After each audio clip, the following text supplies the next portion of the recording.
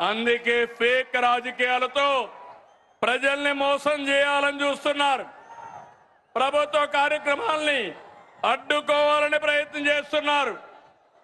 అసెంబ్లీకి రాకుండా పార్టీ ఆఫీసులు మూసుకొని సోషల్ మీడియా ఆఫీసులు పెట్టారు.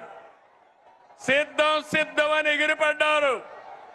అసెంబ్లీకి రండి, చర్చకు సిద్ధమా అని సవాలు విసురుతున్నా అనంతపురం నుంచి. అవునా కాదా తమ్ముళ్ళు అని అడుగుతున్నా. అసెంబ్లీకి రావాలన్నా లేదని అడుగుతున్నా. ప్రతిపక్ష హోదా కావాలంటారు. రాజకీయాల్లో ఓనామాలు తెలియని వాళ్ళు. ప్రతిపక్ష హోదా నేనిచ్చేది కాదు. ఎవరిచ్చేది చెప్పండి. మీరిచ్చేది ప్రతిపక్ష హోదా. ముఖ్యమంత్రి పదవి ఎవరిచ్చారు? నాకు ఎవరిచ్చారు? తమ్ముళ్ళు, మీరందరూ కలిసి ఆ నాయకుడికి ఒక క్లాస్ తీసుకోవాలా?